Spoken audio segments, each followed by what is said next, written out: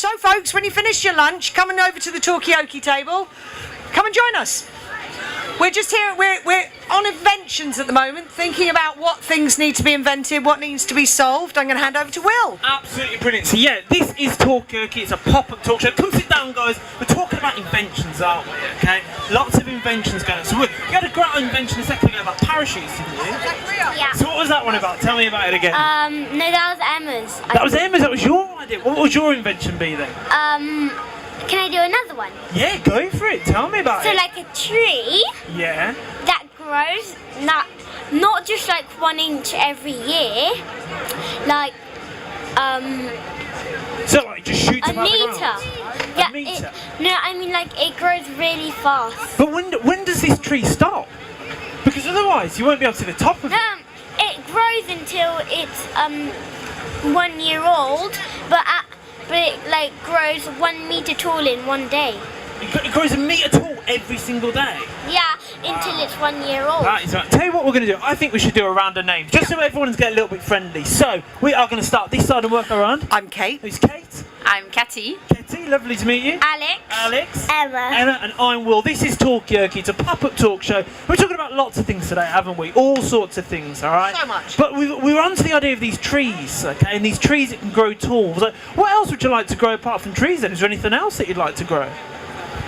Building. Vegetables, buildings. So like a living building. No, what I mean is like there's a seed to build a building. A seed. So instead of building a building out of materials, you plant a seed and a house just grows. Yeah. Wow, what an idea! I mean, what would you think? Would you like to have your next home as growing from a seed, grow your own house? Would you? Is that... House. That's an amazing idea. I've been in a tree house, which is a house built around a tree, so in theory it's still growing. But wow, yeah. What materials? So actually, do you know what grows really quickly? Bamboo grows really quickly, and that's a building material. You could almost grow plant 4 bamboos, and that becomes the corners of your house. Yeah. That's a really interesting idea. So would you like these trees? Do you think we could have like flats, like lots of different houses on top of each other, made from plants? Maybe I just say one house with loads of layers.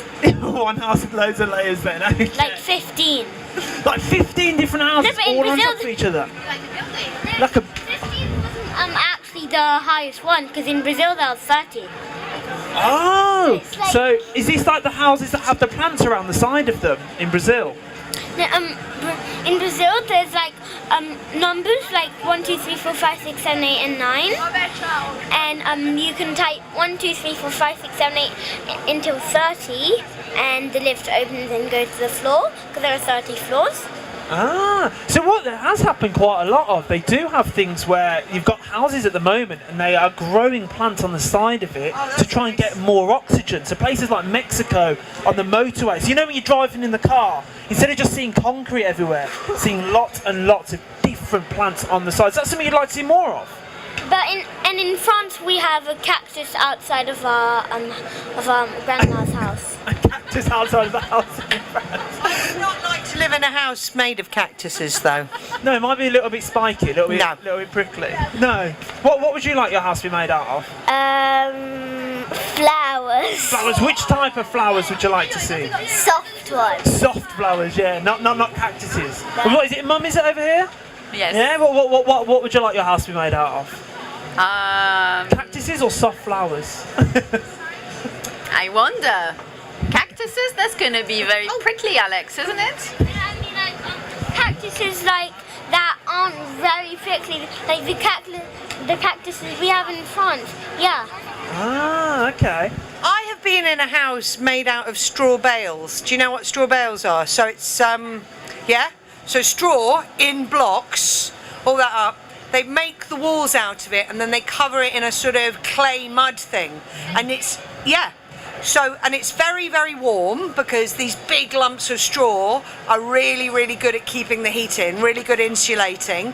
So that's like a house that's been grown, isn't it? It's made out of wood and straw and mud, basically. Yeah. And you end up with a very modern house, but it's made out of plants. The one thing I always wanted to do was I always wanted to build an igloo when I was younger. There we Has anybody go. ever done an igloo or would like to spend a night in an igloo? We've been in an igloo when been we in went an igloo? skiing. Was it? And there was an igloo. So there were 2 igloos, and we started sliding on the top of one. Oh, Inside. Yeah. yeah. It was about 0. about 0? It was about that thick. What did Daddy explain? That igloos never go below 0 when you're inside an igloo, even if it's really cold outside. Oh, really? How come? I know it's like the isolation of the ice, and it Okay. protects you, so you can be minus 20 outside, but it's 0 inside the igloo. So is it something to do with your body temperature warming up the? I think it's the insulation. The ice Okay. works as an I love the isolation. idea of 0 being warm. Yeah. It's like- Well, when you're outside, I know, when minus it's minus 20 outside, it is, all but relative. yeah. What about you guys? Have you ever wanted to stay in an igloo before? Have you ever wanted to be in it? Have you ever been in an igloo? No, we're talking about? We've got people on the table. This is Talkaoke, it's a pop-up talk show. Come and tell us what you've been looking I at have later another on. invention. So it's basically a car, like BMWs, every BMW in the world, which can fly and go underground like that. There's no traffic.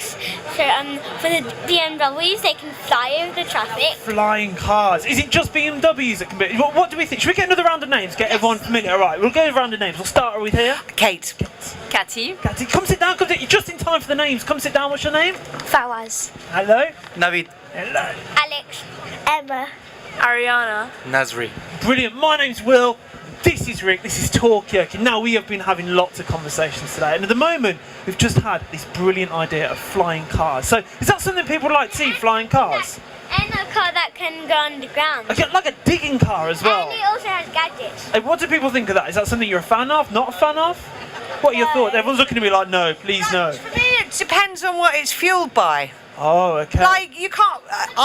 Cars are great. I've got a car. I love it all, but we've got to. It needs to be fueled by unicorns or wind or something, but just not petrol anymore. So what would we like? What would we like to fuel cars by? Also, Any thoughts? I have What was that? Water. Water. Could we fuel cars by water? Has this been done before? Is it something we could do? No. It has been done before. Where's it been done? It's in India. In India. Oh, I think I saw this. It's a motorbike, wasn't it? Is that it was right? a motorbike, yeah. Yeah. Does anyone know how that actually works? Do you know how this works? A motorbike fueled by water. How amazing is that? Is that something we'd like to see more of? Tell us more. Do you know more about that? Not much, but yes, it has been tested and it has worked out. So if we've got this invention, why are we not having more cars? Come sit down, make yourself comfy. Why do we not have more cars that are like fueled by water then? Is that something you guys would like to see? We probably don't have the technology Okay. to use water at the moment. So why do you think we've not invested time into that? Is that something worth investing time in? There's loads of scientific discoveries being made, and funding is scarce, and you want to fund specific things, and they, loads of funding going into, for example, brain research, Yeah. and sort of the more biological research and the dementias and stuff. So Yeah. it's all about where we place our funding, and I think we haven't placed our funding into that type of research. Right, okay, so what do you think, where would you guys like to see the funding go? If you could choose, where would you like to see the funding go to? What do you think? Oh. What's important? What's important to you? Alright, it could be anything. Well, we need more money for, education. Like my school's lacking glue sticks. So there's that. Okay. Yeah. What about you? What would you like to see more of? NHS. And the NHS, good Yeah. point there. We'll come back to that in a bit. I like to see more technology in games and stuff, because we don't have lots of them. They're really expensive, so if they can become cheaper, that it would be really, really convenient. So games, alright. You guys off, give us a final thought before you shoot off. What are you going to see next? This is really good. you like it, yeah? Just getting the debates up and discussion. Good stuff. Oh, games then. All right. So we've got a motorbike fueled by water, and we've got games on the other hand. All right. Who's going to win this battle? Who's going to get the funding? What would you like to see more? That's the question. I think my view is we should think about technology that helps us go into the space, adventure more on space area, understand what are our other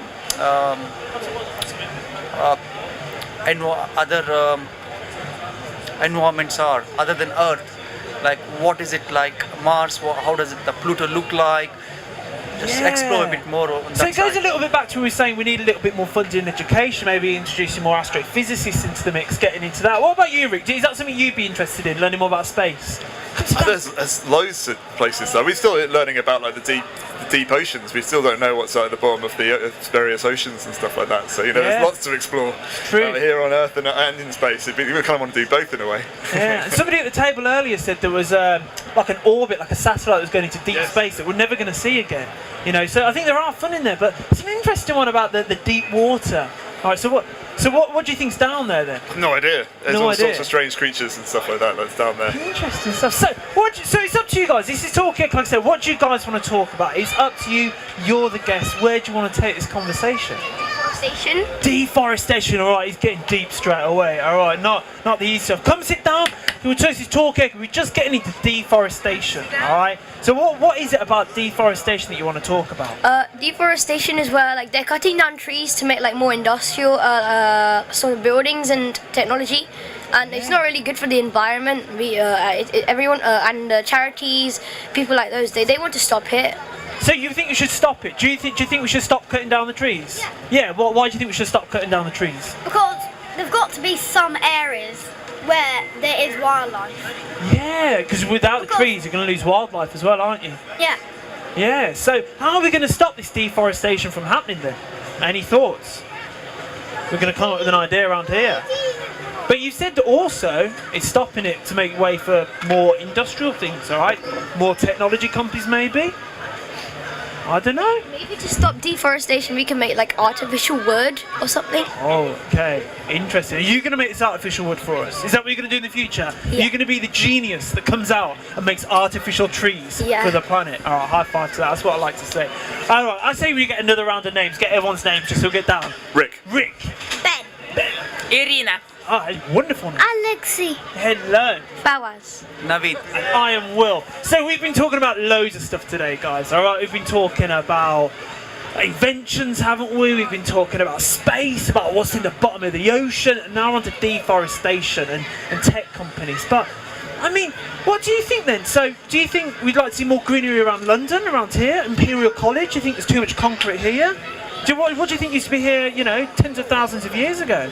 I think here was like loads of trees and meadow and really lots of wildlife, and then the humans came along and then just cut down all the trees and built stuff here and stuff. But do you think it was worth it to make the Imperial College London and to have a fair like this dedicated to technology? Yeah, because it's really fun. Okay, so as long as it's fun, deforestation's okay. Is that the message here? Moral of the story, it's okay, you heard it first, alright. But, we've got new face at the table. Come sit down, you're welcome. At the minute we're talking about, are we losing too many trees? Alright, I've had a great point over here. Are we losing too many trees? Alright, for industry, yes! There's a bit of passion over here. Yes. What are your thoughts on this, my friends? Yes. We need trees, yeah. Why do we need trees then? They absorb carbon dioxide. Yeah, to absorb, to get more oxygen. We're saying we don't want to lose the wildlife as well, weren't we, earlier? Alright. So where do you want to take this, guys? We've got new face at the table. Alright, this is Talkaoke. It's a pop-up talk show. We've been talking about trees a lot today, haven't we? We're talking about water bikes in India as well. Yeah. One more important point is about oceans. We are, as human beings, we're throwing lots of plastics that's harming animals in the ocean, and we're in return eating fishes that have contaminated. Yeah. So we need to start thinking about not corrupting the ocean. Okay, yeah, so we're corrupting the ocean with plastic. Now, there's lots of different ways we could take this. How do we tackle this, alright? How's this come about, Is it going to stop? What do you guys think? Any thoughts? I think we need education, don't we? Educate the young. Ah, okay, educate the young. And maybe save the wildlife, alright? Already sounds like we've got some activists over there. Going back to the deforestation, at least wait until we have enough trees that we can cut down millions of trees and it won't really make a huge effect. But now we've cut down lots of trees at the start and it's all gone. Well, most of it. Do we agree with that? We need to wait till we've got a couple more trees, then we can start chopping down lots and lots of trees. Well, you have to replant them, don't you, after you've chopped them down? Yeah. So you have to replant replant them. Yes. What do you guys think? Do you guys think you need to learn more about trees And when you're at plastic. school and plastic Harry. and going into the fish? Oh, yeah. Or you just want to dab all the time? Is that what you want to do? Is it just dab central over there? That sort of looks about right, doesn't it? Yeah. Yeah, I think we need to set, like Theresa May, just stop fucking our ideas up and just not putting plastic in the ocean, or just like put a stop to it and stuff. Okay, so Know we're what I'm blaming Theresa May for the plastic in the ocean now, is it? Doing something about it though, isn't she? Hasn't she pledged to? Come sit down. Come sit down. I can't remember. People do something about it. I mean, you know, plastic has been around for decades and decades and decades, and we use more and more and more of it. We got used to using more and more of it, and over the last couple of months, everyone's changed their tune. No more straws, no more plastic bags. We see Blue Planet, and we see what it can do to the wildlife, and we sort of go, whoa, hold on. We need to do something about it. So it's people make change, not Theresa May. Okay, all right. Do you think we need more change then? What's the next step? So we've lost the straws, we've lost the plastic. Well, I've still got the plastic bags. We have to pay a bit more for them. Plastic bottles. Remove plastic bottles. Yeah, they should be replaced with glass bottles. Okay. I mean, sure, there may be a risk of violence or something. you know, because people sometimes, when they get mad, throw glass bottles at people. But still, I think you can literally melt glass bottles and remake them. Yeah. Even if they're cracked, doesn't matter. Very true, very true. So is that what everyone agrees? Do we think we should all switch over to glass bottles? Is that will people be happy with that? Cups. You know, coffee cups, reusable. People should be made to take their own coffee cups to shops like Starbucks. Just like you take your own bags now, we all do it. Like, we don't leave the house without a bag. Are there not some stores that are doing that now? Are there not some stores? Yeah, they start charging people if they want to use one of their cups. Yeah. Do you think we should make that mandatory for every shop that we're going Absolutely, to? yes. Okay, there's a lot of nods around the table at this one. Definitely. It reflects the true cost of using that item. Okay, nice. There's a couple of people looking around thinking, I'm not quite sure if I have to keep paying for like a beer cup every time I come to a festival like this though. Yeah, a couple of the adults nodding on that one. I pay £5 for ostensibly water and yeast, so, you know, cut the P for the glass isn't really going to stop me. Yeah, no, we've got lots of people around. Feel free, come take a seat. There's lots of seats left. This is Talkaoke, it's a pop-up talk show. And we're talking about lots, haven't we? All right. Yes. We've been talking about, do we need glass bottles instead of plastic bottles? Do we need to save the trees? Do we need to educate more about wildlife and keep it going? So what do you guys think? What's everyone seen today? I want to know. All right, I've been stuck here today, so I've not really got a bout. Has anybody seen anything cool today at the festival? No. What have you seen today? I just came here. You just come here, all right? Not sure what it's about. Yeah. You're going to go somewhere. What would you like to go and see? I don't really know yet. You don't really know yet. That's not a problem. Yeah, I would recommend everyone goes to the robotics section. The robotics section? Yeah, because it's really cool. I would stay away from the medical section. Why would we stay away from the medical section? It's a bit weird. It's a bit weird. Now, I've noticed you've got an alumni badge on. I hope you don't mind me saying you look a little bit young to be an alumni there. Did you come to this college?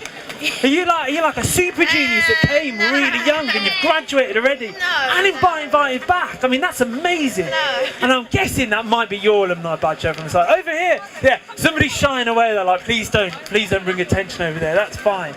But amazing stuff. So, what's brought everybody here today? Why have we come and chose today to come here? I want to remove some things. You remove some things. What would you like to remove? Before you go, let's get one final thought off you. Where are you going to next? Well, also there's one thing. Yeah. Don't forget to go to the robotics section and play a game of robot football. Great stuff. Thank you very much. Well, enjoy the rest of your day, pal. Now, you were saying, what were you saying just before, my friends? I want to remove some things. What would you like to remove?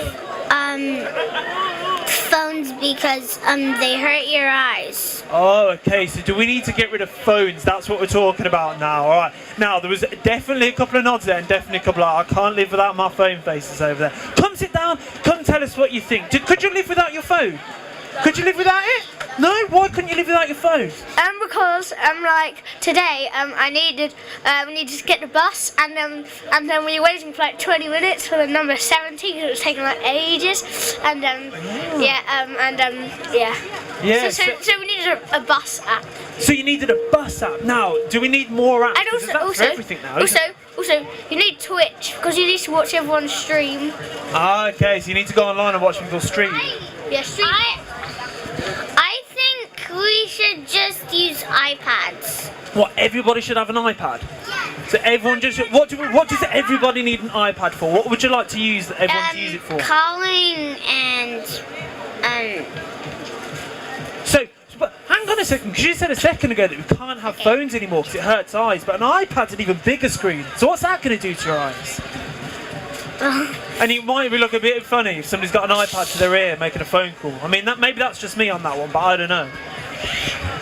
If you have it, if you have like an iPhone or an iPad, you can swipe up something and then you can bring the brightness down. Ah, so you bring the brightness down so it doesn't hurt your eyes. Now, what is it then? Because do you know what I've seen? And I've seen a lot happening. Is cracked screens on phones. Do you think we need to create something that can stop glass from cracking? With that, there was a big cheer from Rick over there. Yeah. Oh, I thought you were saying yeah in agreement there. No, not at all. Come sit down. Come join. This is Talkaoke. We're talking about phones at the moment, and we're talking about watching lots of games online. Then we're talking about a phone's bad for your eyes. Is it something we turn the brightness up and down for? Come take a seat as well. Tell you what, there's a lot of people. Come take a seat. Let's get a round of names. All right. Let's see what is happening at the table there. What's your name? Carmel. Hello. Lovely to meet you. Jasmine. Jasmine. Lovely to meet you. Clelia. Hello. Lovely to meet you. Grace. Grace. Lovely. Christian. Hello, Christian. Ricky. Ricky. Lovely to meet you. Harry. Harry. Emily. Emily, well, welcome. This is Talkaoke. Come take a seat. It's absolutely fine, guys. We'll get your names as well.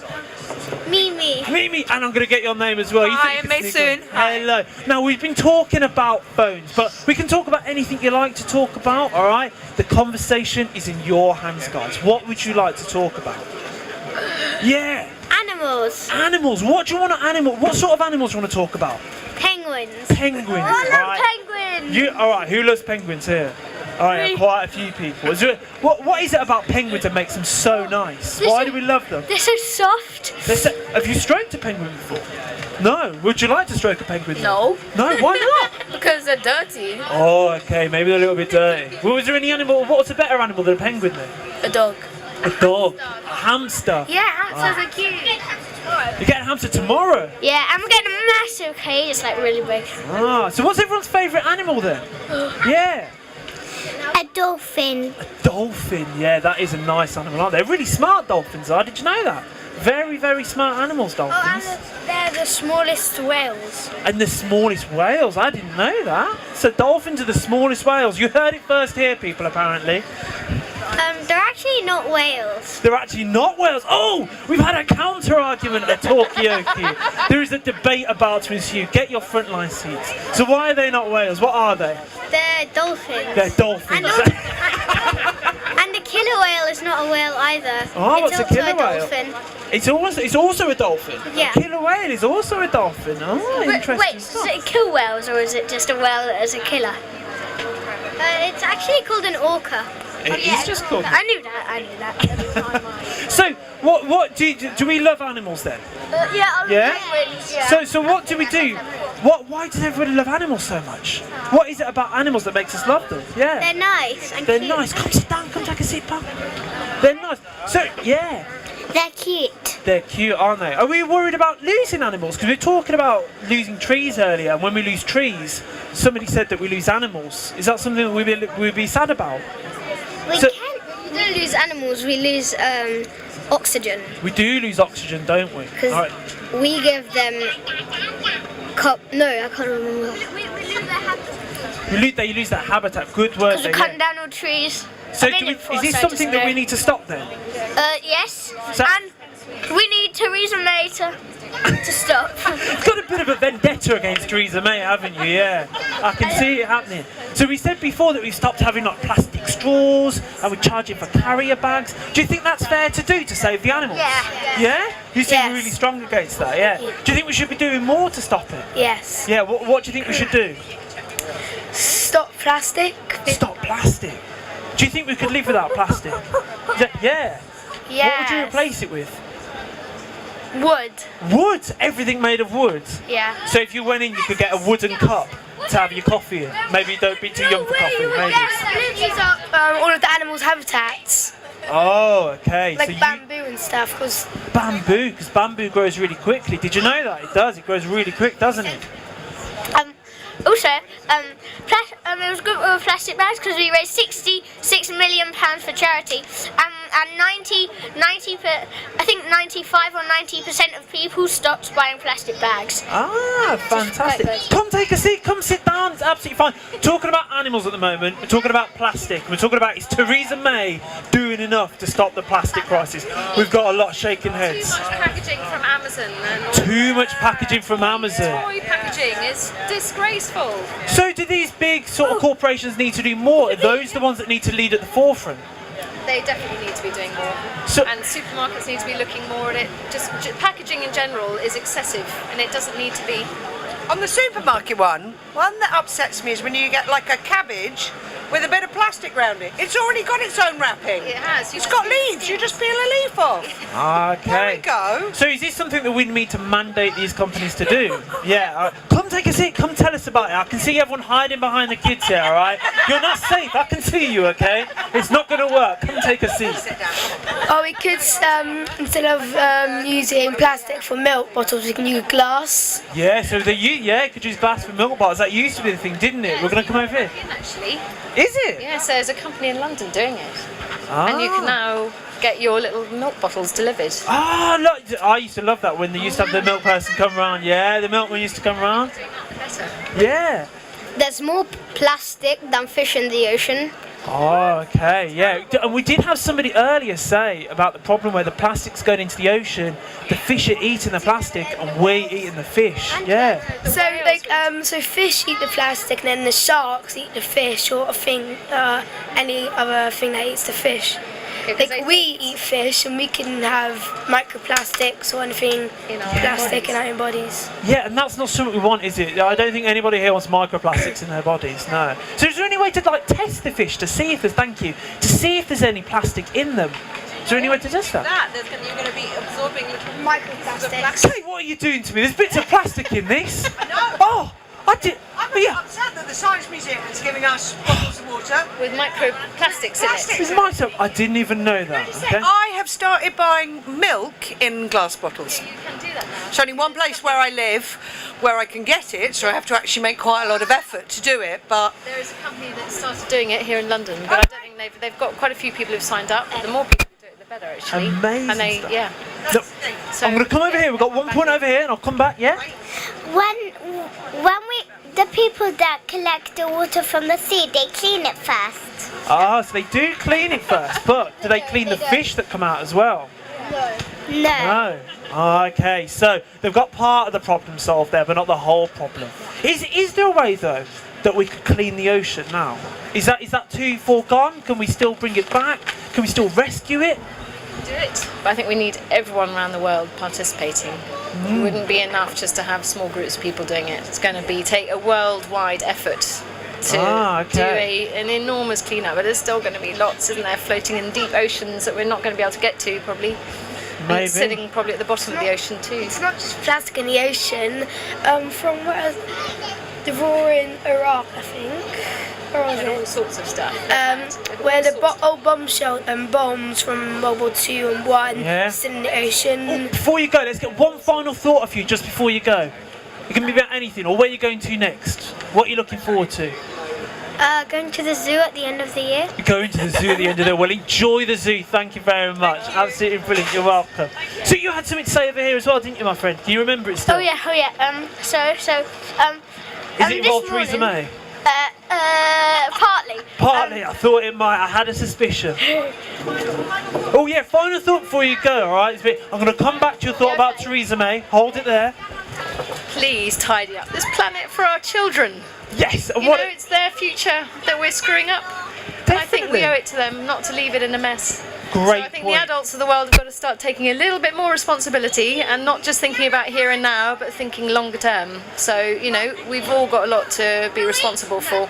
Yeah. So it's about time that politicians around the world really get on board with this and stop all the talk and do a bit more action next year. Yeah, like Theresa May, like you're saying. And one final thought from yourself. Ban plastic. Ban plastic. Thank you very much. Enjoy the rest of your day, guys. It's been absolutely brilliant. That if some people stop like smoking cigarettes, like it's like plastic because they don't put it on the floor. Yeah, so like the cigarettes and little bits they put on the floor are like little bits of plastic in them as well. Sometimes they go in the sea too, so. Yeah, sometimes they get. So what? So does that mean we should ban smoking? Like completely get rid of it? Well, obviously smoking's rubbish for you, so health-wise you should. There are alternative non-synthetic filters out there. You can use bamboo ones, so things that are biodegradable. Ideal is get rid of smoking, but there are alternatives, yes. Yeah. Come take a seat. This is Talkaoke. It's a pop-up talk show. Oh, we'll have a final thought before you go. That's right. Bear with us. We're going to get a final thought if we can, my friend. Yeah. I bought this new t-shirt from Amazon, and it was good packaging because it only had like one layer. It wasn't like this bubble wrapping and everything. Okay. So Amazon getting a little bit better. All right. Absolutely brilliant. Now, before we carry on, just to let you guys know, this is Talkaoke. It's a pop-up talk show. You can talk about whatever you like. We've spoken about a lot today, haven't we, Kate? All right. We've talked about science. We've talked about technology and animals. We've talked about space. But I think before we carry on, should we do a quick round of names just so everyone's a little bit more familiar? Yeah? My name is Monica. Monica, lovely to meet you. My name is Martin. Martin, lovely to meet you. Is your name, I'm going to hide from the microphone. That's fine. What's your name, my friends? I don't want to do it. You don't want to do it? That's Daniel! Hello, Daniel. Lovely to meet you. Kate. Kate, and my name is Will. Hello, my friend. What would you guys like to talk about then? What have you seen today? We just come walking in actually. Oh, you just come walking, just stumbled upon this? I haven't seen anything yet. Yeah, it's the Imperial Festival. Yeah. I think we'll have a little bit of a chat and then maybe take a little bit of break, a bit of food break. Yeah, we've been pondering today what we're going to have for foods because there is so much food around. We're watching a lot of food go by. We are watching so much food go by. I mean, look at...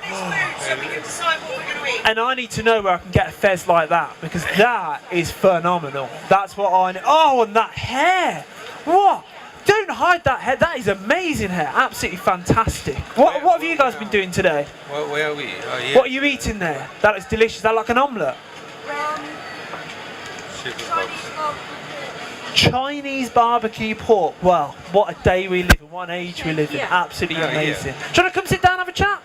Yeah, this is Talkaoke. It's a pop-up talk show. So we're just talking about anything. I've seen you milling about at the back. I know you know what this is. Come take a seat. You've been dying to take a seat. Come on, you know you want to. Yeah, give them a round of applause. That's what I'm talking about. Round of applause. You sit at the table. So we've got. Let's do another quick round of names. Come take a seat. Just in time. You can eat at the table. Come sit down. Come sit down. It's absolutely fine. Oh, it smells good. All right. Now before I get distracted by all this wonderful food that's just joined the table. All right. We're gonna do one more round of names, and hopefully you're gonna feel a bit braver and join in this time. All right. What's your name? I'll put you at a mouthful moment. Shall I come back to you on that one? Yes, thank you. Yeah, that's fine. I'm Wolfie. Wolfie, lovely to meet you. I'm Nick. Nick. Monica. Monica. Martin. Martin. Daniel. I'm not going to shout this time, Daniel. Daniel! Oh, quite loud on that one, Daniel. What's your name, buddy? Oh, got mouthful. All right, not a problem. I'll come back.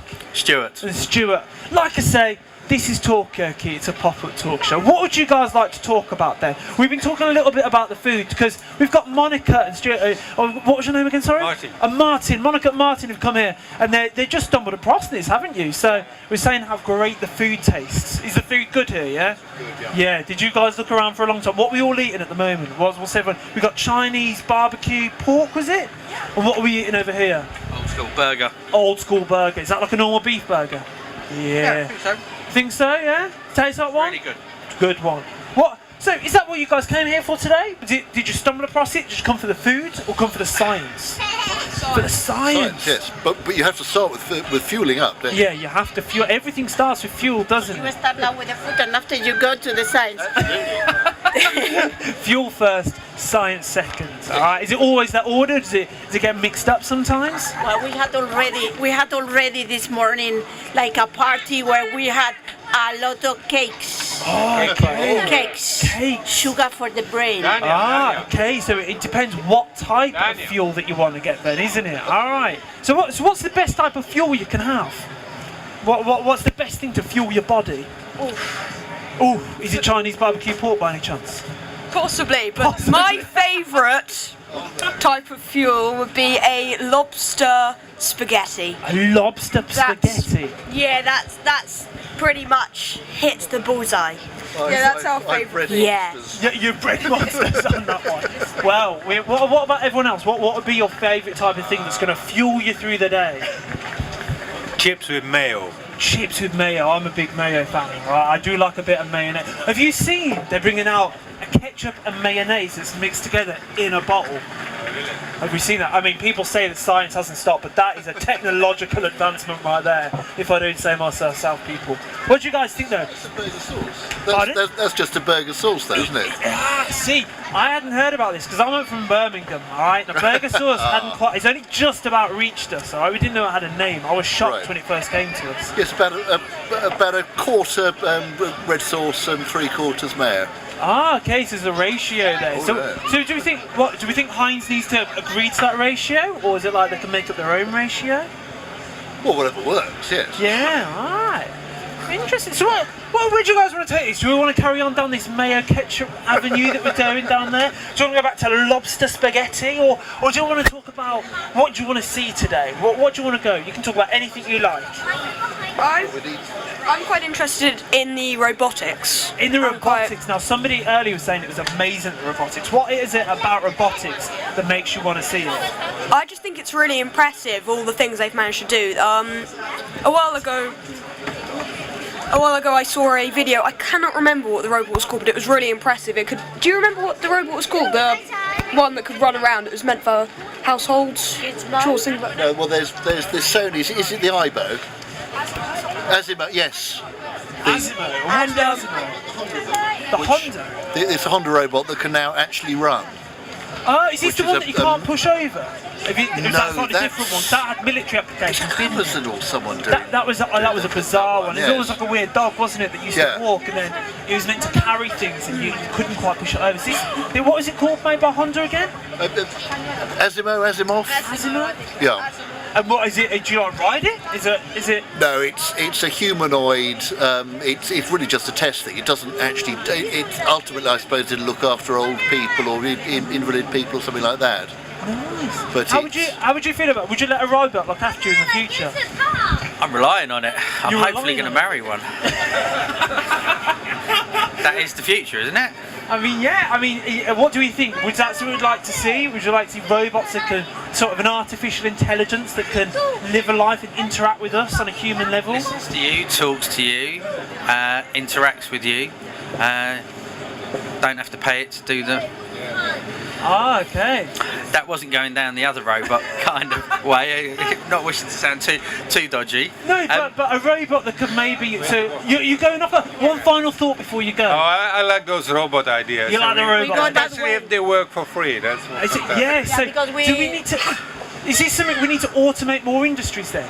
Is that what we're saying? It's going to happen. It's going to happen. I mean, it is happening. I think the next thing to get hit will be the white collar industries. Okay. So lawyers, accountants, solicitors. Oh, do you trust a robot to do your finances? Yeah. More than your accountant. What about you? Would you trust a robot to do your finances? This is what we're talking about at the moment. No, alright. Come sit down, come tell us about it. Alright, so... The irony is there that a robot already is doing all his finances.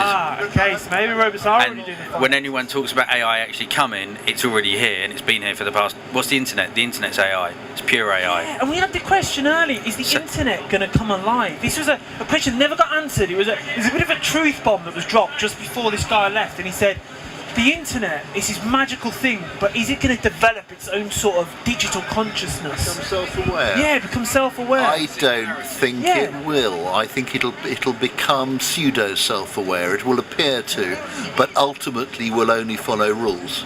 Okay. What's your philosophy of being alive? Like, does it have to be born, or does it just have to think for itself? Or that's kind of the question. Like, there will always be an argument if it gets to that point whether it is alive or it isn't. Yeah. Now we mentioned over here the Turing test as well. Do you want to tell us a bit more about that? I don't actually know what the test is, but I'm a big fan of Blade Runner, so that's kind of about as close as I've kind of got to it. But Turing, the inventor of the computer, cracking the Enigma code. Sort of his take of the imitation game and what. He all predicted, and it was a lot of the 1920s, 30s, 40s sci-fi was all actually around, not kind of giving them stories for Star Trek. It was because genuinely they were petrified of where the machine age was going to take them in terms of what we could kind of do. Yeah. And if you look at like H.G. Wells, and there's even people back in the 50s who were writing about the inventions such as Google and Facebook. There's a famous computer scientist who wrote, he goes, there's maybe going to be this thing that kind of tries to change our moods and control everything we do, but we will never have the technology to actually do it. So do you think there's anything that's been predicted, like as we're alive now, that's going to become truth in the future? Self-thinking AI, yes. Self-thinking AI. Do you think so? We think what? 50 years from now, people are going to be sat there, and then we might even have a robot at the Talkaoke table, sitting there going, "I can't believe we didn't even think this was possible." How do you know there isn't one? Oh, Kate dropping truth bombs from the corner there. What's happening? It's like we need the EastEnders music. What do you think? How do you know someone around the table's not a robot? I'm looking at you all very suspiciously now, and you're looking at me suspiciously. Alright. That's the test. That is the test. This is what Turing envisaged. Yeah. The human mind, and some people act like robots, and some would say we actually act like robots in most of our daily behaviours, going to work, doing blah blah blah. We obey lots of orders, but we pretend we're not actually obeying orders, and we have free will, which actually is questionable in some sort of kind of instances. But the dystopian future of AI is our choice, basically. Like anything, fascism and communism were choices, and we're at a similar point. And digitalism does scare me because tech people are quite excited about this idea of never dying and curing the problem of death and aging, basically. Okay. And that does throw up this idea of having a ruling kind of brave new world of very rich people who genetically modify their children and blah blah blah. You know what I mean? So would you like to have like a would you like to have a digital version of yourself after you die? What do you think? Would that be something you'd like? Something you wouldn't like? There's a lot of people going, no. Why not? What's wrong with that? Because death is a part of life. It is a part of life, yeah. And you have to. Death is an important part of life because it clears the deck to move on. Yeah. So do you think we need to limit technology in certain areas then? We probably do, but I don't think we have any idea how we should limit it or in which direction yet. So it's a bit of a free fall at the moment. So realistically, so what happens then if somebody does invent this? Do we boycott it? Do we get rid of it? Because it's already been invented at that stage. Is that too late? What happens?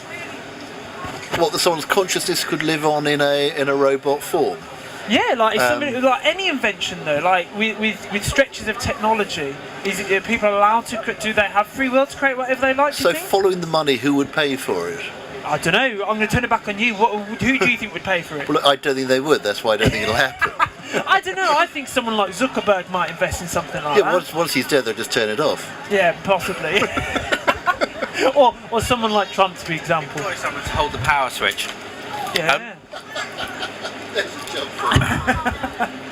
The good thing about AI, 75%, maybe 80% of jobs that people do, you could quite easily get rid of tomorrow, and you wouldn't particularly see a decline in humanity's enjoyment levels. I work in advertising. Get rid of all of it tomorrow. because excluding the algorithm part that Facebook is using, the creatives will be the only people with jobs in 50 years, with guaranteed jobs in 50 years' time. We'll all be working for these guys. Yeah, potentially.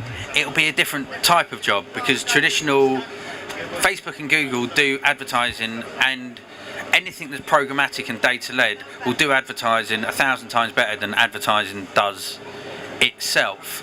But the creative side of it, of actually coming up with ideas and lateral thought and looking at how we can do things differently, I think it's a great thing that a lot of advertising minds should really think about and could help them once they become unemployed very soon, when the kind of most of the big agencies go out of business. But that's where it's a waste of talent coming up with commercials to sell things we don't necessarily need, where I think it'd be much more useful coming up with solutions about how we answer these problems we're talking about. Right, okay, we've got a new face at the table. What's your name? Mia. Mia, lovely to meet you. At the minute, we've been talking about robots quite a bit. And we're talking about, are they going to take over jobs? Alright, but you can talk about anything you like. What do you think? Do you like robots? Yeah, I think they're very interesting, all the different parts. All the different parts of them, yeah. Would you like to work with a robot in the future? Like a job? Well, it depends what kind of job. Interesting. Well, what type of job would you like to have? I don't know yet. You don't know, that's alright, don't worry. Some of us are still trying to figure that out, that's not a problem. But what do you think then? Do you think it would be more algorithms that run this, or would it be artificial intelligence that run the day-to-day tasks? Because I mean, I assume it has applications in things like retail, for example, as well as advertising. 8% of the stock market is controlled by algorithms now. Yes. Yeah. Do you think we need to change that to branch into other industries though? Right. I think it's inevitable. The biggest question anyone has to ask is what you do in a post-work economy, which is what most kind of economists and also polemics haven't necessarily come up with. I mean, the Greeks had the idea that would sit around eating grapes and writing poetry and writing plays, which I don't think is necessarily a bad thing, which is the good side of content and advertising and computer games. Our carbon footprint's quite low in effect. So I think creativity is kind of the solution to all of it. But the mundane jobs, which are just wage slavery, kind of, you could quite happily get rid of, I think. The trouble is when you have a moment of change, you had the Luddites, you had kind of fascism, when you have huge moments of social change, people get really scared and they vote for really simple answers. And what about you then, Mick? You were saying you're a little bit confused about which job you want. Would you like something that's more creative and artsy, or would you like something that's a little bit more, straightforward? Well, I'm a bit of both, really. I like. Okay. I can be creative, but I also like to do straightforward things. Straightforward things sometimes. Just like to get your head done. Now, are you guys heading off? I'm sorry, we're going to go look at robots. Not a problem. You're going to go look at robots. Give us a final thought before you go. It can be about anything. What you're going to see, what you're looking forward to. I am still looking forward to the robots. To the robots. Yeah. I hope you enjoy the robots. What about yourself? Yeah, see where robots can interact through artificial intelligence. That was getting quite good last year when we came, wasn't it? Interesting stuff. Great. And we'll take one last final thought. Goodbye. Goodbye. Thank you very much. Enjoy the rest of your day. Thank you so much for going over. So do we think robots can be creative? Do we think that this is something that robots can't be? Is that something that only humans are going to be able to do? What do you think? Do you think robots should be allowed to be creative? Yeah. Yeah, should we have artist robots, robot artists? Yeah. Yeah. What about robots that are in films? Acting robots? Yes. Yeah. What sort of robot would you like to see? Artists. Artists, yeah. Would you buy some of the paintings? Yeah. Yeah. Alright. What would you guys think though? Do you think they can be creative? Yeah. Yeah? What apart from art do you think they would like to, what would be nice to see? Come see that. No thoughts, you left you on that one. That's what about cooking?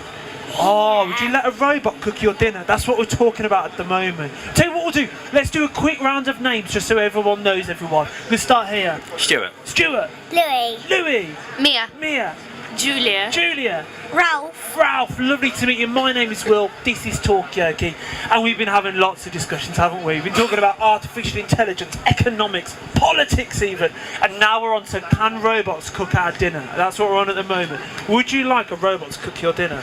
What do you think, yeah? Yes. What would you like it to cook for you, Ralph? I don't know. You don't know. What about you, Mia? Would you let a robot cook your dinner? Well, yeah, if it was something like complicated or fancy, then yeah. But if it's something like pasta, it's simple, so you don't really need a robot. Okay. All right. So what would you like to see a robot start to do? We've said we might like a robot artist, for example. All right. I think there might be some of those about, maybe even some robots creating art. But what would you like to see being made? What would you like to see a robot do? If you could do anything in the world. Maybe fight the wars for us? A drone. A drone, so like one that goes over? Yeah. Yeah, so maybe so humans don't have to be in conflict anymore. But then I got quite scared of that because then there's always. It seemed like a clever idea at the time. I've seen Terminator. It didn't work out well. Yeah, no, maybe not. So what do you want to do? Do you want to carry talking about robots, or do you want to change the subject? Do you want to talk about something else? I think we're getting ahead, but I would recommend the reflection zone. Oh, we heard in about the this building earlier. there. Lots of things for young children to do, To reflect basically. on. Great stuff. Yeah, but nice to meet you anyway. Not a problem. Have Thank a you so good much, day. Louis. What's your final thought? What do you want to go see now? We want a baby chino, don't we? The poor middle national. What was that? Sorry. The poor middle national history museum. The Natural History Museum. Well. Plug the rest of Oh no, I hope you enjoy it. I've been there. It is fantastic, and I think they've got a new. Is it They've just done a new exhibit there, haven't they? Yeah, we've got two new faces. We're going to come there, enjoy it, have fun. I'm sure you're going to have a great time, Louis. All right. Now we do have two new faces. I'm going to shoot around here. What are your names, my friends? My name is Gilland. Gilland. Danny. Danny, lovely to meet you guys. Now, you've actually come at a good time, all right? Because we're all just having a bit of a chat about what do we want to talk about next. What do you guys want to do? I'm going to unwind. I'm getting a bit wound up. Where do you guys want to go? Do you want to talk about what you've seen here today? Do you want to talk about something completely different and wacky? So, do you believe that science makes sense with God and whether they can fit in together? Okay, so that nice, easy conversation of does science and God mix? Okay. I'm coming in for this. Oh, Katie's coming in for this one. Come take a seat. We've just come on to the topic of science and God. All right. Can they live? Yeah, I know you want to come talk about it. Come sit down. What do we think? Do we think? I think they can't. They can't. Yes. Okay, why do you think they can't? Well, atheism is really a counter-argument, so I was wondering if someone who does believe it could present their argument, and then I would address them. Ah, so do we have any theists? Yes. Okay, do we have any theists at the table? No? Anybody? Alright, well, anybody agree over here then and say, actually, yeah, we don't think?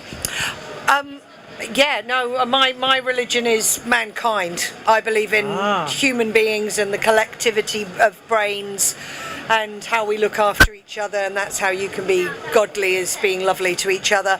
So yeah, I'm on the science side of the argument. On the science side. Yeah. Anybody else? We're talking about science and God at the moment. Can they work together? Can we have religion and science that coexist? What do we think? I was going to come to you, but I was going to catch you with a mouthful, and I'm really terrible at doing that. But do you think that science and God go together? Probably, yeah, they can exist. I don't think you should take one without the other. It should be one or the other. Well, as in, science has its own place, but God has its own place as well. You need spirituality. Ah, okay, so we do need spirituality, maybe. So, what is spirituality? And It doesn't have to be God. sorry? Doesn't have to be God. It doesn't have to be God. So what do you define as spirituality then? Spirituality is something that you can believe in, mental peace. It can be as simple as meditation. Okay, so like mindfulness now we're talking about. Yeah. So, if you don't associate inner peace and spirituality with the supernatural, then it's then it doesn't relate to God, I would argue. In that case, the question is, what do you define as God? Different religions define God in different ways. We're getting deep now. By the way, feel free to jump in at any point. All right. the central definition is some transcendent or supernatural force that brought rise to the universe and created the universe, or something along those lines, which all I believe don't coexist with science. Do we think we need a rational explanation for everything, though? Or is it okay not to have a rational explanation? I feel like being human is, like, you have that spirituality, but at the same time you need, like, I feel like God and science can coexist, because God, I think, gives a reason for some people to pursue science. So people say, like, they want to be a doctor because, like, they want to help people, and that helps them more spiritually, so they'll pursue science in that, like, direction. But I think that, I mean, personally, I'm not really very religious, but, like, my friends are, so, like, God gives them a reason to do things, and God gives them a reason to pursue what they want to pursue, and most of them are into science and things like that, so they're doing it because they want to help other people and things like that. Great stuff. Now, we've got a couple of new faces, so we are going to come back, do not worry, alright? But I just want to get some names so I can put names to faces, alright? So, we are going to start here and work our way around. Hello, David. David, lovely to meet you. Oscar. Oscar. Mia. Mia. Angeli. Angeli. Julie. Julie. Ralph. Sunil. Sunil. Shreya. Do you guys want to come join in as well? What's your name? Great. Kelowna. Kelowna. Karina. Karina, hello. What's your name as well? Bianca. Bianca. Ferouz. Ferouz. Danny. Danny. Gillard. Gillard. My name is Will. This is Talkaoke, and my oh my, what a conversation we have got going on right now. Alright? We're talking about science, we're talking about God. Alright? We've just had a great point over here that actually maybe God inspires people to get into science. So that is a way that can coexist. Now, Gillan was about to say something, so I'll let you carry on, my friend. So, science does make people do things for the good, but I would argue that we can see so much evidence of science making people do things for the bad that it completely disregards any good that it may do, in the form of violent attacks and belief in God, and religion. Sorry, religion. I lost track of my... Does anybody think that maybe science does that as well? Yeah? Yes and no. Science is the study of, like, things in real life. So you couldn't say that you studied something that... You can study things like psychopaths and serial killers, but at the same time, it's not science that caused that. It's like... You might say, like, oh yeah, particles in your brain, that's science, but technically it's not. Science is the study of something. So, like, if you examine those particles and see what exactly caused it, that's science, not the actual person themselves and their thoughts. Now, we're going to come back to that in a second. I know you've got to go, but can we get a final thought before you leave the table? It can be about anything. For me, it would be, I think science has plus and minus. It's how we use, as human beings, how we use science or God. It's up to us. I think science does good things, but can also do bad things. I think same is with religion. Remember that it's supposed to have your spiritual compass, your moral compass, but then sometimes it's the interpretation of religion by man which has gone wrong, not the God itself. So it's how we use rather than how we see science or God in its purest form. Well, brilliant. Thank you very much for that insightful last comment. Enjoy the rest of your day. Been absolutely wonderful, my friend. So, anybody else want to chip in on this conversation? Yeah. I think, well, personally, I think that religion is subjective. So it's up to your own opinion. You believe what you want to believe within religion, whereas science is hard fact. You believe it or you don't believe. Like, it's there. Okay. So I don't think it can personally work together. Interesting stuff. So things that are facts sometimes are disproven and then it's reiterated again. Do you think that maybe if religion, I mean, by definition, actually can't be proved, actually, can it? So, but does that mean it can't live, I'm trying to think of the word here, it can't live harmoniously with one another then? Coexist, yeah, because that was the original question. Can they coexist together? So, yes, I agree that religion is based on... well, the whole idea of a religion, it's faith for a reason. It's because there's no actual logical deduction that can lead you to believe in God. But also... to go back to the evil that religion can cause in society, look at the Crusades. Look at the Catholic Church has also caused large amounts of evil, especially in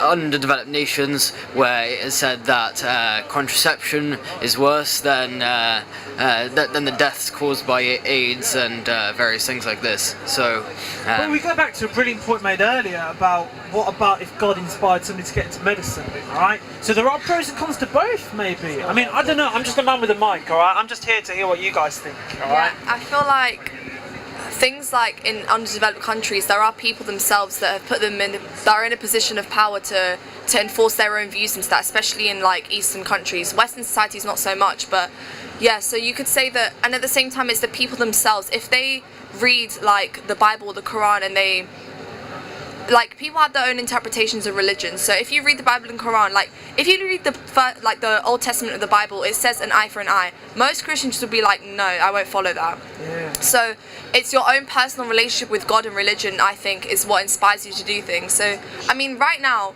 they're living harmoniously, so why should it be any different? Like right now, both of them are doing good and bad if you think about it, because you have bad things that happen in religion, but you also have bad things that happen in science, like unethical procedures within humans and like animals. For example, Milgram's study, have you heard of him? Milgram, he's a psychologist, and Zimbardo. So they did unethical procedures on people where they got put into a prison, they basically abused each other, and it had to be stopped early. And yeah, Milgram. A bit like the experiment that was done at the university. Yeah, Stanford University. Stanford. Oh, yeah. So they did that. But he was inspired by science to do it, and he found out a lot of things from that experiment. So was it God that inspired him to do that, or was it science? Brilliant. That's what the question is. I'm going to whip around it. I want to see what we think on this side of the table. Any thoughts on this? Any ideas? I mean, they're both making good arguments on both sides. I got to agree. I think what the gentleman that left now said earlier, it makes a lot of sense, is how we interpret things, both science and religion. It's not the science itself or religion itself that causes wars or people to kill each other. You know, with science, we're developing more powerful weapons that can cause greater destruction than ever before.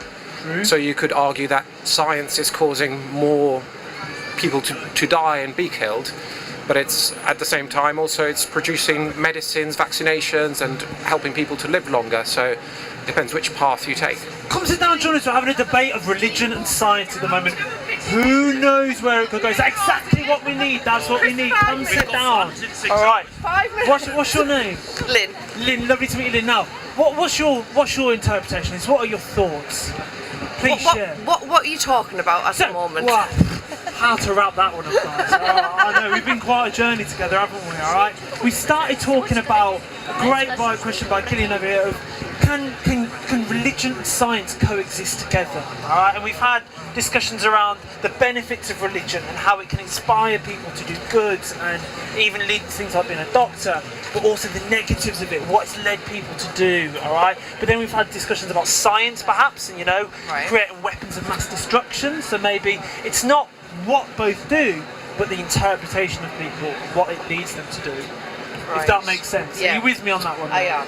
I was trying to succinctly sort of condense a conversation that has gone in many different avenues. Now, tell you what, before we carry on, there's lots of people here yet again, so we're going to do one more round of names, just so everyone's a little bit more familiar with everyone, alright? So it's going to get heated, I have a feeling, in a second, alright? Alright, everyone to keep smiles on faces. Okay, so we're going to start here and walk around. Gilad. Danny. Farouz. Lynn. Ralph, my main man. Julie. Angela. Mia. Oscar. Oh, sorry about that, Oscar. Don't worry, that was me, not you. David. Skylar, lovely. I like the makeup. Tobin. What are you going to say? Hello.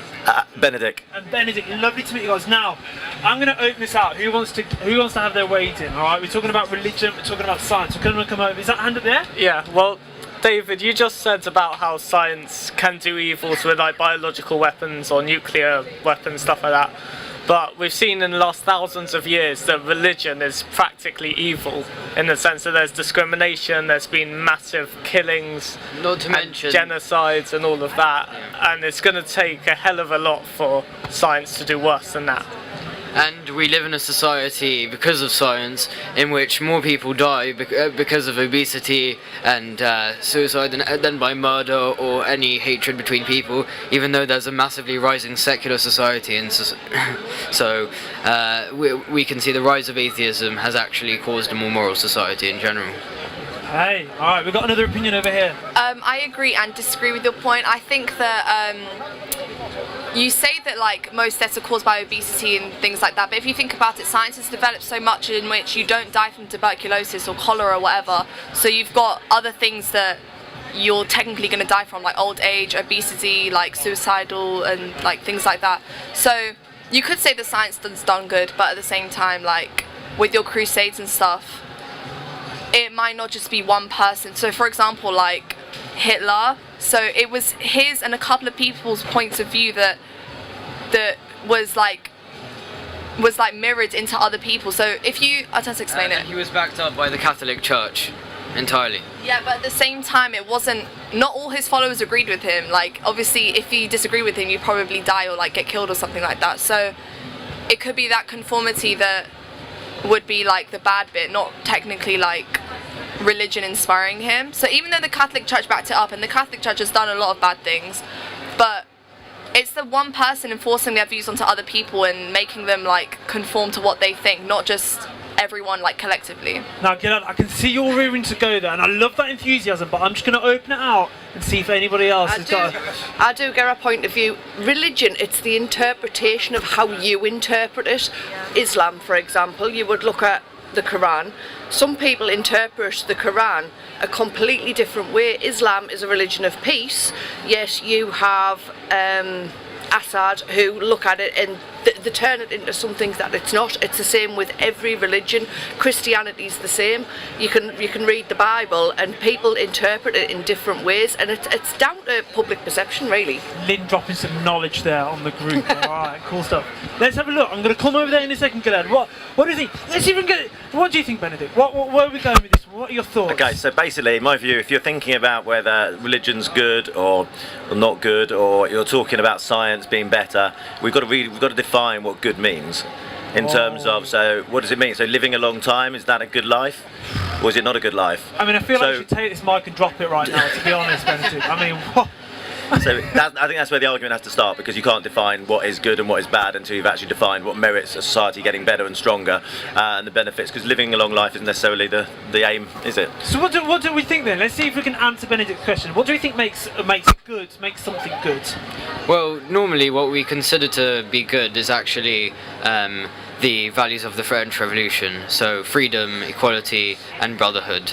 But to respond to her comments, can I say that the conformity is massively caused by religion, because what religion really is a dogma which exists in people. People don't question religion, people believe it. So when the Catholic Church decided to support Hitler's beliefs, that is what made it so damaging, really, because people would conform to what their religious authority said, and they were dogmatic. Now, we're going to come over here in just 1 second, but I can see my main man Ralph over here has been waiting patiently to shed some knowledge with the group. What do you want to say, my man? You can't look in every hole in space to see is there God or not. Oh, okay, so maybe you can't look in every hole to prove that God isn't there or is there. Is that what you're saying there, Ralph? Yeah. That's deep, man. That's deep. I'm going to spend the rest of the day thinking about that one. Good point there, Ralph. Just going on to his point, conformity isn't just based on religion. So going back to Milgram's study, he put everyone into a straight line and presented them different lines to read off. They were all different sizes, apart from two that were the same. Everyone in the line knew about the study and were told to say the wrong line. So like the one this big and the one that's this big. But the person who didn't know about the study always conformed to the other line. So it's not all about religion, it's about what the society is going with. It's beneficial as animals and human beings, because we are animals, and like the main point is to survive, so it's beneficial to conform. So even if that takes a wrong turn, there's nothing we can do about it unless we like actively think about it and go, okay, I'm not going to do that. So yeah. Okay, yeah. So there's two types of society. There's a Western society and an Eastern society, which is like collectivist and culturalist. So our society is Western, so we're collectivist, individualist. So we wouldn't necessarily conform as much, but if you go to another country which is more collectivist, you'll conform more, because you're like, we're all in this together, we're working towards this together. So if you're in, like kind of translating it to science, you'd all work on the same project together in order to battle one disease or whatever. So we're building up a little bit of a domino effect right now, aren't we? Because we were talking originally about influence and interpretation. So if we're talking about interpretation of one person, and then we're talking about collectives, it's like a domino effect, isn't it? So we're getting away from that root, is it good, is it evil? And we still haven't answered your question, have we, Benedict? What is good? That's what we need to know though, isn't it, alright? What do you think is good? What do we think is bad? Well, I'm going to ask, what do you guys on the side think? What do you think makes something good? What do you think? Are you guys going, before you go, give us a final thought before you leave? I don't know, but hope you guys have a nice day. Wonderful, thank you so much. I hope that religion and science can like coincide together. Very true. Yeah. Great stuff, thank you so much, enjoy the rest of your days. But I just want to ask you, what do you think is good, my friend? What do you think makes something good? Smile. Smile? When people smile. Okay, so can religion... Alright, now, I didn't catch your name, what was your name? Gianluca. Gianluca. Now, we're going to take Gianluca's thesis here of if someone smiles, that makes it good. So if religion makes someone smile, and science makes someone smile, does that mean they are both good? So the question really is blissful ignorance a happy existence, which I would argue is not correct. But also, to respond to the now gone people, I never said that conformity, that religion was the only reason for conformity, but it definitely is a leading reason. When you have a whole establishment which determines loads of people's beliefs, then it's very easy for you to have this kind of large majority who will cause you to conform or sway in a certain direction. And also, as I said, the freedom or the liberty of the as a value will make us less likely to conform. But really, the question we should ask ourselves is, what society based on secular values, based on the values of Thomas Paine and of Jefferson, has ever descended to tyranny? So that's the question. Okay. And with that, I think we're going to leave now. Okay.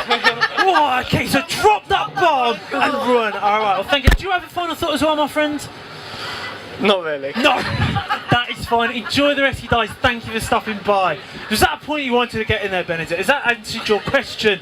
Do you think it leads to tyranny? No. I'm getting tangled up in not only the conversation but the microphone as well. Alright, what's happening? I think when you're talking about what's good in society and about freedom and democracy, actually they're not necessarily the right things. Okay. Because we look at the abject kind of poverty that we still face and the lack of social justice in this country, and that's living in a democracy. There's a good argument for communism and state control to ensure that fair things get done. Okay. Just put that out there. What do you think? Do we think we need to talk more about this, or do we need to talk about the ladybirds? And everyone needs a ladybird and put a smile. Does that make everyone good then? That's not nice. Well, open it back out then. What are your thoughts on this then? What are your ideas? Oh, we'll come to Mia. Yes, Mia. Well, about the good and bad thing. Well, good and bad can be portrayed as different things to different people. So, so one person might say, "Oh, this is good," but someone might completely disagree. Yeah, you're absolutely right. Somebody might disagree with it. So, do we think that's good? Is that healthy? Is this argument ever going to be settled? Do we think, or is this something that's going to be timeless? Is it constantly going to go on? This argument of religion and science. Perceived reality, or the perceived reality. So everybody's reality is different from everybody else's, isn't it? Yeah. So there is actually everything subjective in terms of one person's opinion of what actually is good and what is bad. So it would be an argument that rolls on because you're never going to get anyone to agree. Hence, that's why possibly democracy is it something that's fading and not working as effectively as it should do in theory? Perhaps. I would say almost, you're right, different people have different opinions about what is good, but I kind of figure that that's fine if everyone was proactively trying to do the best to make the world a better place. That would almost be enough, because the fact we'd have different approaches would all kind of come out in a wash. Because at the moment, a lot of people don't try and make their life about making things better for other people. Yeah. But we're quite atomised, we're quite insular, certainly in the Western society. So it's like, I'm looking after me and my core family, forget everyone else. And if everyone just tried to do the best by other people, even if they had different views on what that is, in net, we'd make improvements. Yeah. If everyone paid it forward, you know, one small task can make a huge difference if everyone done it. But I think personally, people are so quick to take offence with everything now. You can say anything and it may not be offensive, but somebody will perceive it as being offensive. Okay. So I think if people just laughed any comment off and just got over it, the world would be a much better place. So do we think we need to laugh more things off? Do you think people take too much offence at things nowadays? Did you hear about the guy who's just was found guilty of causing offence because he had an online video where he was getting his dog to do a Hitler salute, and the guy got found guilty in a Scottish court of causing offence, and the judge literally said that he started the video saying, my girlfriend's got a dog and she thinks the dog's the best thing in the world, so I'm going to make her dog do the worst thing in the world as a joke, and the worst thing in the world is turn it into a Nazi. So I'm going to teach my girlfriend's dog to do a Hitler salute when I say gas the Jews, and that's what he did on the YouTube video, and he got arrested for it, and he was found guilty, and the judge said the context is irrelevant. If you say that phrase, people can take offence and you're now guilty. So that's free speech is gone. Free speech is gone. And that means that I could get arrested for what I just said. Because I just relayed that story to you. Which don't means worry, us here at Talkaoke will protect you the best we can. Free speech I promise to you. is under attack.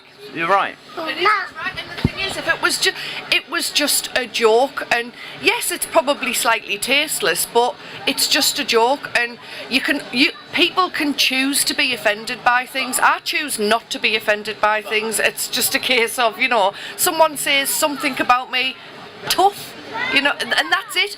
It's over and done with, but people choose to be offended by things, and this is why people like this young lad who's done something which was probably hilarious. I haven't seen the video, but it was probably hilarious.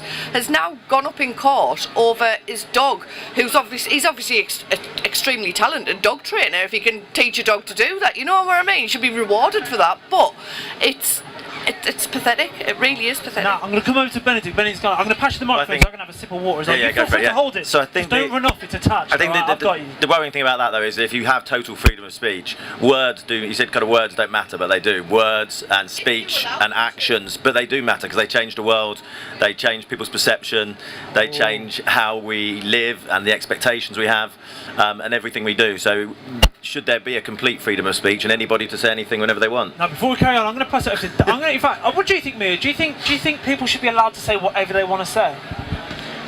Well, to a certain extent, because it depends what people want to say. I don't know. That's right. What do you think, Oscar? Do you think we should? Do you think we should say whatever you want to be able to say? Even if it's rude or... Just not too rude. So, of course, you're allowed to say things, but just when everybody's going to take that something offensive, there's no point even saying it. Okay, interesting. Now, I've got to admit before we carry on, we don't have total freedom of speech here at Talkaoke because we have two rules. No swearing, no singing, alright? So we're guilty of that as well, alright? I think there's certain conditions and everything, right? So what were you going to say? We'll come back to I was going to say, I don't agree in complete freedom of speech. You shouldn't be able to incite violence or hatred and things like that, but there are laws about that, but I just don't think you should legislate about taking offence. There's a difference. You can say something's offensive, but that's very different from saying something's inciting violence, for example, and that should definitely be illegal. It's only offensive if the person perceives it to be offensive themselves. They choose whether to be offended or not. Just choose not to be, and it would be so much easier. Or choose to be offended and just accept that you're offended. Yeah. I'm going to come to. What are your thoughts, David? It's an excellent conversation, and it's difficult. There's no real right or wrong, as with everything that we've been discussing. But the fact that someone chooses to be offended, I kind of have a slight issue with, because it's sometimes you don't have that choice. It depends on your upbringing, the things that you've been through. So some completely innocuous statement that anyone right here could make, to me, could make me cry, make me sad, make me angry, make me want to hit them, whereas to someone else that just sounds completely normal. And in the fact of, that's what makes it difficult to legislate, because there's no, when you were saying, you can be a little bit, say some things but not be too rude, to what's too rude to Oscar, maybe not too rude to me or to these guys. And it's very difficult, and the people in the courts and the judges, they have a tough job. It's easy to laugh at them. You see these articles and when you look at it, it sounds crazy, but they have to make all these types of decisions every day, and for us to come around the outside, it's quite easy just to kind of make a quick judgment. Do you know what I think we need? I think we need to get all these politicians around Talkaoke, alright? Get talking about it. See what we can get going, that's it, alright? Can I get a final thought before you head off? I think, you know, to sum up everything that we've said now, I don't think you can get everybody to agree on everything. As you've seen, we've had different opinions. No one here has studied fighting.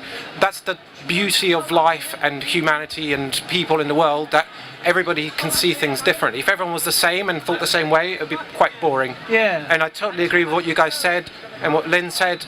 The most important thing is to just try and be a nice person, be nice to others, and if more people did that, it would be a better place to live, right? Thank you, David. Exactly. Yeah. Now, is that you getting confident? Are we going? Are we all going? Are we staying? We'll tell you what we'll do. I think we'll come to a little bit of a break. Let's do a final round of final thoughts from everybody, and then we can all have a little break and get some of that food from over there, because it smells delicious. I can't wait. All right. Thank you for that, David. Let's come to Mia next. Be kind to others and have a nice day. Thank you. Go to Oscar. No, that's all right. You don't have to have one. What do you want to say? That's all right. Don't worry. Sometimes silence is best. That's okay. Yeah, I agree. Be nice to everyone. And that really should be enough. Just be nice to everyone. Thank you, Benedict. Yeah, I think it's easy to say be nice to everyone. It's easy when you're sat in a nice house and you've got TV to watch, you've got food to eat, you live in top kind of 2% in terms of the world, in terms of wealth. It's easy to say be nice to people when you've got a lot. Far difficult, I think, when you sat homeless, you haven't got anything and you're looking at everyone else with lots of things. So yeah. I think there's challenges there, and we just always have to bear that in mind. Brilliant, thank you. And finally, Lynn, bringing it home. But on that note, you find the people who have less are actually the nicest people. You really do. So yes, just if you can't say anything nice, don't say anything at all. Guys, I gotta say, this has been one of my favourite Talkaoke sessions. Right? I hope you all have a fantastic day, and we'll see you back in the future, guys. You've been absolutely ace. Thank you.